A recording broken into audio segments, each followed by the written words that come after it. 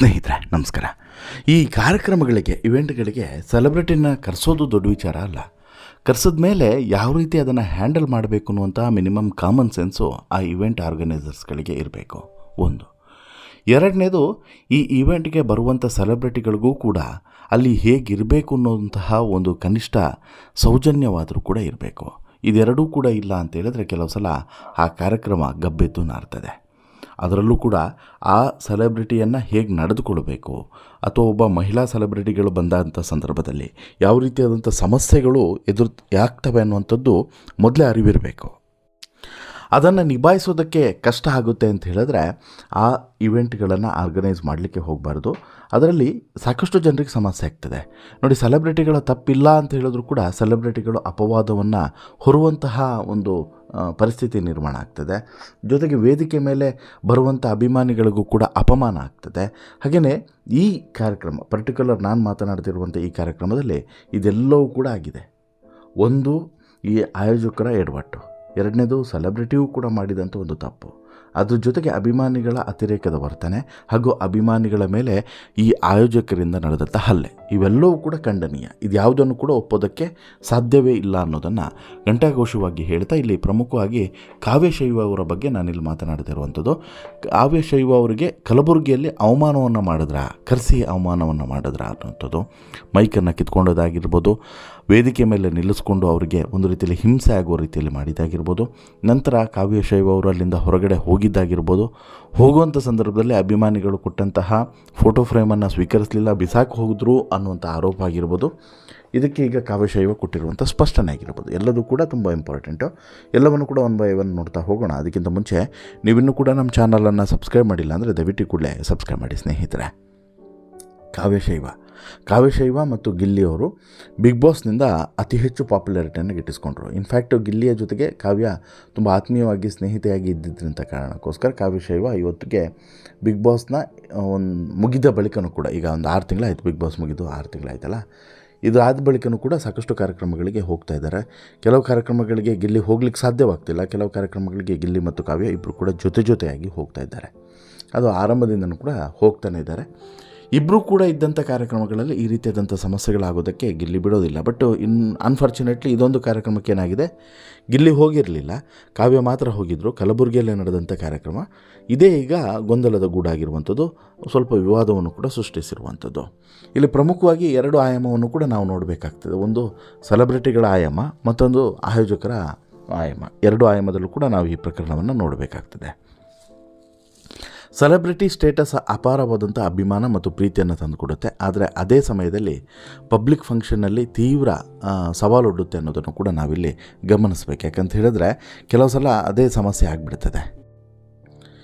ಅದರಲ್ಲೂ ಕೂಡ ಈ ಪಬ್ಲಿಕ್ ಫಂಕ್ಷನ್ನಲ್ಲಿ ತೀವ್ರವಾದಂಥ ಸವಾಲುಗಳು ಎದುರಾಗ್ತವೆ. ಸಾರ್ವಜನಿಕ ಕಾರ್ಯಕ್ರಮದ ಮೂಲಕ ತಮ್ಮನ್ನು ಆರಾಧಿಸುವಂಥ ಅಭಿಮಾನಿಗಳ ಜೊತೆಗೆ ನೇರವಾಗಿ ಮುಖಾಮುಖಿ ಆಗುವಂಥದ್ದು. ಆ ಸಂದರ್ಭದಲ್ಲಿ ಅಭಿಮಾನಿಗಳ ಒತ್ತಾಯ, ಅವರು ಕೆಲವೊಂದು ಸಲ ಇಡುವಂಥ ಡಿಮ್ಯಾಂಡ್ಗಳು ಭಾರಿ ಹಿಂಸೆಯನ್ನು ಕೂಡ ಕೊಡ್ತದೆ, ಜೊತೆಗೆ ರೋಮಾಂಚನಕ್ಕೂ ಕೂಡ ಕಾರಣ ಆಗ್ತದೆ. ಅಭಿಮಾನಿಗಳ ಪ್ರೀತಿಯನ್ನು ಕಂಡು ಮೂಕ ವಿಸ್ಮಿತರಾಗುವಂಥ ಒಂದು ಕಡೆ ಆದರೆ, ಇದೇ ಸಮಯದಲ್ಲಿ ಕೆಲವು ಸಲ ಮುಜುಗರಕ್ಕೂ ಕೂಡ ನಾವು ಈಡಾಗ್ತೀವಿ. ಮುಜುಗರನೂ ಕೂಡ ಆಗುತ್ತೆ ಅಭಿಮಾನಿಗಳ ಕೆಲವೊಂದಷ್ಟು ವರ್ತನೆಗಳಿಂದ. ಇದೇ ರೀತಿ ಕಾವ್ಯ ಶೈವ ಅವರಿಗೂ ಇದೇ ರೀತಿಯಾದಂಥ ಒಂದು ಅನುಭವ ಆಗಿದೆ. ಬಿಗ್ ಬಾಸ್ ಮೂಲಕ ಕನ್ನಡಿಗರ ಹೃದಯವನ್ನು ಗೆದ್ದಂಥ ಕಾವ್ಯ ಶೈವ ಸದ್ಯ ತುಂಬ ಡಿಮ್ಯಾಂಡ್ ಇರುವಂಥವ್ರು.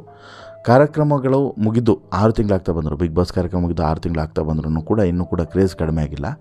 ಇದಕ್ಕೆ ಕೈಗನ್ನಡಿ ಅನ್ನೋ ರೀತಿಯಲ್ಲಿ ಕಾವ್ಯ ಸಭೆ ಸಮಾರಂಭಗಳು, ಜಾತ್ರೆ ಮತ್ತು ಬೇರೆ ಬೇರೆ ಫಂಕ್ಷನ್ಸ್ಗಳು, ಇವೆಂಟ್ಸ್ಗಳು ಕೂಡ ಮತ್ತು ಕೆಲವೊಂದಷ್ಟು ಪ್ರಮೋಷನ್ಗಳಿಗೂ ಕೂಡ ಹೋಗುವಂಥದ್ದು ಇದರಲ್ಲಿ ಬ್ಯುಸಿಯಾಗಿದ್ದಾರೆ. ಸದ್ಯ ಇಂಥದ್ದೇ ಒಂದು ಕಾರ್ಯಕ್ರಮದಲ್ಲಿ ಕಾವ್ಯ ಶೈವ ಅವಮಾನಕ್ಕೆ ಈಡಾಗಿದ್ದಾರೆ ಅನ್ನುವಂತಹ ವಿಚಾರ ಭಾರಿ ಚರ್ಚೆ ಆಗ್ತಿದೆ.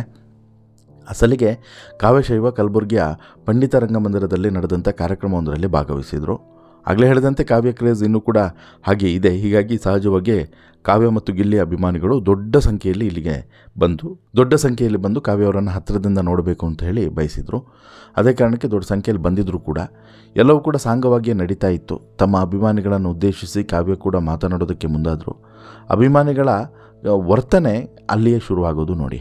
ಕಾವ್ಯ ಅವರು ಯಾವಾಗ ವೇದಿಕೆಯ ಮೇಲೆ ಬಂದು ಮಾತನಾಡೋದಕ್ಕೆ ಶುರು ಮಾಡಿದ್ರೋ ಇಮಿಡಿಯೇಟ್ಲಿ ಒಂದಷ್ಟು ಅಭಿಮಾನಿಗಳು ನುಗ್ಗಿದ್ರು, ಸೆಲ್ಫಿಯನ್ನು ಕ್ಲಿಕ್ಕಿಸ್ಕೊಳ್ಳುವಂಥ ಪ್ರಯತ್ನವನ್ನು ಮಾಡಿದ್ರು. ವೇದಿಕೆ ತುಂಬ ಅಭಿಮಾನಿಗಳೇ ತುಂಬಿಕೊಂಡ್ರು. ಇದರಿಂದ ಆಯೋಜಕರು ಕೂಡ ಕೆರಳಿಕೆಂಡವಾಗಿದ್ದರು. ಅಭಿಮಾನಿಗಳ ಜೊತೆಗೆ ವಾಗ್ಯುದ್ಧಕ್ಕೂ ಕೂಡ ಶುರು ಮಾಡಿದರು. ಕಾವ್ಯ ಅವರಿಗೆ ಅತ್ತ ದರೆ ಇತ್ತ ಪುಲಿ ಎನ್ನುವಂಥ ಪರಿಸ್ಥಿತಿ. ಈ ಕಡೆ ಆಯೋಜಕರಿಗೂ ಕೂಡ ಏನು ಹೇಳುವಂತಿಲ್ಲ, ಮತ್ತೊಂದು ಕಡೆ ಅಭಿಮಾನಿಗಳಿಗೂ ಕೂಡ ಏನು ಹೇಳುವಂತಿಲ್ಲ. ಒಂದೇ ಸಲ ಎಲ್ಲರೂ ಕೂಡ ನುಗ್ಗಿದ್ದು ಆಯೋಜಕರಿಗೂ ಕೂಡ ಸ್ವಲ್ಪ ಕಂಟ್ರೋಲ್ ತಪ್ಪುವಂತೆ ಮಾಡ್ತು. ಅವರು ಕೂಡ ಪಿತ್ತ ನೆತ್ತಿಗೆ ಇರ್ತು.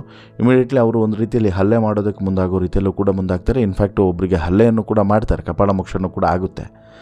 ಆನಂತರ ಕಾವ್ಯ ಅವರು ಒಂದು ರೀತಿಯಲ್ಲಿ ಗೊಂದಲಕ್ಕೀಡಾಗ್ತಾರೆ.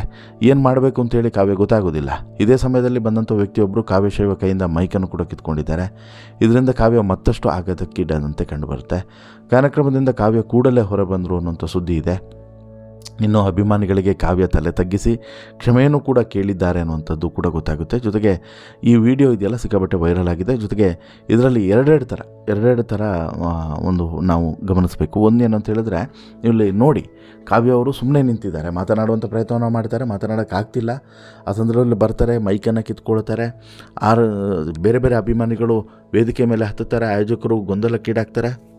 ಆಯೋಜಕರು ಅವ್ರ ಮೇಲೆ ಹಲ್ಲೆ ಮಾಡೋದಕ್ಕೆ ಮುಂದಾಗ್ತಾರೆ, ತಳ್ಳುತ್ತಾರೆ, ದೂಕ್ತಾರೆ, ಎಲ್ಲನೂ ಕೂಡ ಮಾಡ್ತಾರೆ. ಕಾವ್ಯ ಅವರನ್ನು ಪ್ರೊಟೆಕ್ಟ್ ಕೂಡ ಮಾಡ್ತಾರೆ. ಒಂದು ರೀತಿಯಲ್ಲಿ ಗೊಂದಲದ ಗೂಡಾಗಿಬಿಡ್ತದೆ. ಇದು ಒಂದು ರೀತಿಯಲ್ಲಿ ಆಯೋಜಕರ ಮೇಲೆ ತೀವ್ರ ಆಕ್ರೋಶ ವ್ಯಕ್ತವಾಗುವಂತೆ ಮಾಡಿತು. ಸಹಜವಾಗಿ ಸೋಷಿಯಲ್ ಮೀಡಿಯಾದಲ್ಲಿ ಯಾವಾಗ ಈ ವಿಡಿಯೋಗಳು ವೈರಲ್ ಆಯಿತೋ ಎಲ್ಲರೂ ಕೂಡ ಆಕ್ರೋಶವನ್ನು ವ್ಯಕ್ತಪಡಿಸಿದ್ರು. ಏನ್ರಿ ನಿಮಗೊಂದು ಸೆಲೆಬ್ರಿಟಿನ ಕರ್ಕೊಂಬಂದಮೇಲೆ ಅವರನ್ನು ನೆಟ್ಟಿಗೆ ಹ್ಯಾಂಡ್ಲ್ ಮಾಡೋಕ್ಕಾಗ್ದಿದ ಮೇಲೆ ಮತ್ತೆ ಯಾಕ್ರಿ ಕರ್ಕೊಂಬರ್ತೀರಾ ಅಂತಲೂ ಕೂಡ ಹೇಳಿದ್ರು. ಬಟ್ ಆಯೋಜಕರು ಹೇಳೋದೇ ಬೇರೆ.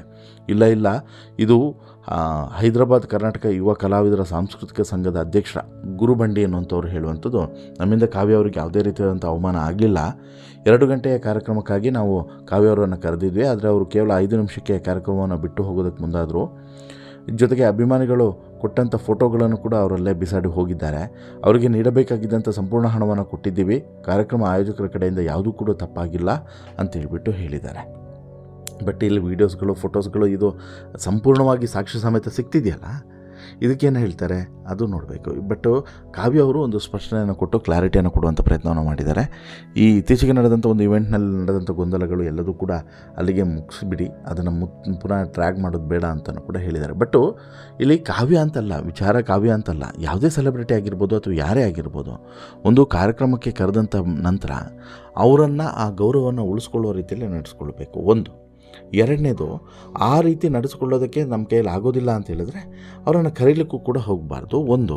ಮತ್ತೊಂದು, ಈ ಲಕ್ಷಗಟ್ಟಲೆ ಸುರಿದು ಕಾರ್ಯಕ್ರಮ ಮಾಡುವಂಥ ಆಯೋಜಕರು ಈ ಕಾರ್ಯಕ್ರಮಕ್ಕೆ ಒಬ್ಬರನ್ನು ಕರೀತಾರೆ ಅಂತ ಹೇಳಿದ್ರೆ ಅವರು ಕೂಡ ಅದಕ್ಕೆ ಸರಿಯಾಗಿ ವರ್ತನೆಯನ್ನು ಮಾಡಬೇಕು ಅನ್ನೋದನ್ನು ಕೂಡ ನಾವಿಲ್ಲಿ ಗಮನಿಸಬೇಕು. ಅವರು ಕೂಡ ನೆಗ್ಲೆಕ್ಟ್ ಮಾಡೋದಲ್ಲ, ಅವರು ಕೂಡ ತುಂಬ ಎಚ್ಚರಿಕೆಯಿಂದ ಮತ್ತು ತುಂಬ ಗಾಂಭೀರ್ಯತೆಯಿಂದ ವರ್ತನೆಯನ್ನು ಮಾಡಬೇಕು ಇಂತಹ ಕಾರ್ಯಕ್ರಮಗಳಿಗೆ ಹೋದಂಥ ಸಂದರ್ಭದಲ್ಲಿ. ಬಟ್ ಆಯೋಜಕರಿದ್ದಾರಲ್ಲ, ಆಯೋಜಕರಂತೂ ಈ ರೀತಿ ವರ್ತನೆ ಮಾಡಲೇಬಾರ್ದು. ಯಾವತ್ತೂ ಕೂಡ ಒಂದು ವೇದಿಕೆ ಮೇಲೆ ಹಲ್ಲೆ ಮಾಡುವಂಥದ್ದಾಗಿರ್ಬೋದು, ತಳ್ಳೋದು, ದೂಕೋದು, ಇನ್ನೊಂದು ಮತ್ತೊಂದು, ಅದಕ್ಕೆ ಪೂರ್ವ ಸಿದ್ಧತೆಯನ್ನು ಮೊದಲೇ ಮಾಡ್ಕೊಬೇಕು. ಇವರು ವೇದಿಕೆ ಮೇಲೆ ಹತ್ತಲಿಕ್ಕೆ ಯಾಕಪ್ಪ ಬಿಟ್ಟರು ಅಭಿಮಾನಿಗಳನ್ನು ಸೆಲ್ಫಿ ತಗೊಳ್ಳೋದಕ್ಕೆ? ಅಲ್ಲೇ ಅದನ್ನು ತಡೆದಿದ್ದರೆ ಇಷ್ಟೆಲ್ಲ ಗೊಂದಲ ಆಗ್ತಾನೆ ಇರಲಿಲ್ಲಲ್ಲ. ಆನಂತರ ಅಲ್ಲಿರುವಂಥ ಫ್ಯಾನ್ಸ್ ಕೂಡ ಹಾಗೆ ದೊಡ್ಡ ಮಟ್ಟದಲ್ಲಿ ಸೇರಿದರು. ಅವರು ಕೂಡ ಸ್ವಲ್ಪ ಸಂಯಮದಿಂದ ವರ್ತನೆ ಮಾಡಿದರೆ ಎಲ್ಲ ಸಮಸ್ಯೆಗಳು ಬರ್ತಿರಲಿಲ್ಲ ಅಂತೇಳಿ ಅನಿಸುತ್ತೆ. ಬಟ್ ಇದೊಂದು ಎಚ್ಚರಿಕೆಯ ಕರಗಂಟೆ ಮುಂದಿನ ಕಾರ್ಯಕ್ರಮಗಳಿಗೆ. ಮುಂದಿನಾದರೂ ಈ ರೀತಿ ತಪ್ಪುಗಳು ಆಗದೇ ಇರಲಿ ಅನ್ನುವಂಥದ್ದು ನಮ್ಮ ಆಶಯ. ನಿಮಗೇನು ಅನಿಸುತ್ತೆ ಕಮೆಂಟ್ ಮಾಡಿ ತಿಳಿಸಿ. ಜೊತೆಗೆ ಈ ಸ್ಟೋರಿ ಇಷ್ಟ ಆಯಿತು ಅಂತ ಹೇಳಿದ್ರೆ ಲೈಕ್ ಮಾಡಿ, ಶೇರ್ ಮಾಡಿ, ಚಾನಲ್ಗೆ ಸಬ್ಸ್ಕ್ರೈಬ್ ಆಗೋದನ್ನು ಮರಿಬೇಡಿ. ಧನ್ಯವಾದ.